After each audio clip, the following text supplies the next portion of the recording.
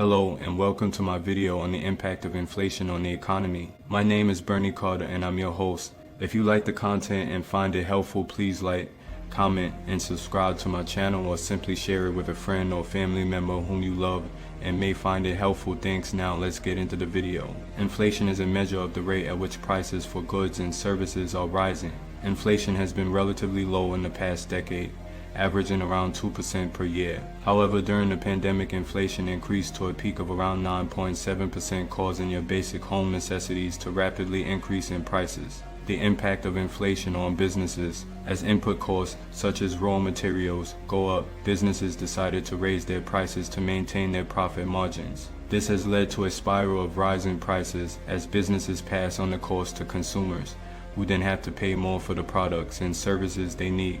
High inflation has led to some economic instability. When prices were rising rapidly, it became difficult for businesses to plan for the future and for individuals to budget for their expenses. This led to a decrease in consumer confidence, with less people shopping over the holiday season. This brings me to the Fed and what the Federal Reserve Chairman Jerome Powell is doing to cool inflation. The Fed has several tools at its disposal to cool inflation.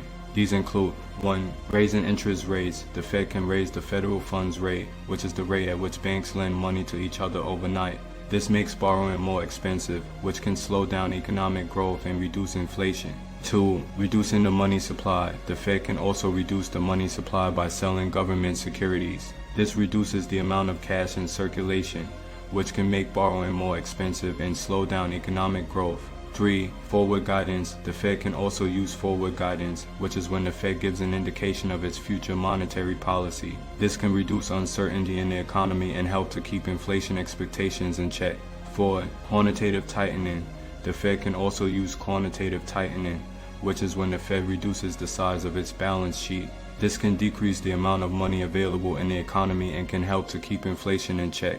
Please take a quick second to like, comment, and subscribe to my channel. It would mean the world to me. Now let's get back to the video. But what does this mean for everyday people? Well, as prices go up, it means that our money doesn't go as far as it used to. That new shirt that cost $20 last year might now cost $21. And while that may not seem like a big deal, it can add up over time. This can be especially difficult for those on fixed incomes, such as retirees, who may find it harder to make ends meet as the cost of living goes up. As an average citizen, there are several things you can do to prepare for and cope with inflation. 1. Plan for the long term. Inflation can erode the value of your money over time, so it's important to plan for the long term by saving and investing your money in assets that may increase in value faster than inflation. 2. Be mindful of your expenses. As prices rise, it's important to be mindful of your expenses and try to reduce unnecessary spending.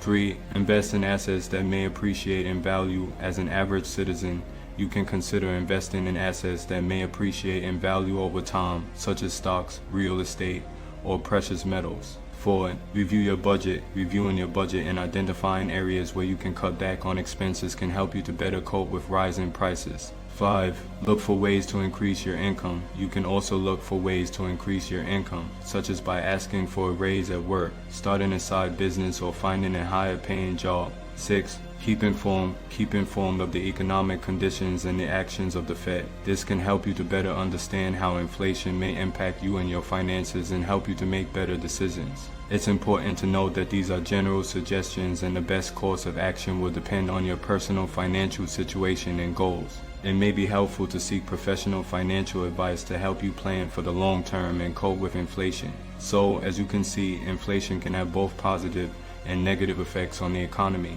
While moderate inflation can stimulate economic growth, high inflation can lead to economic instability and hardship for everyday people.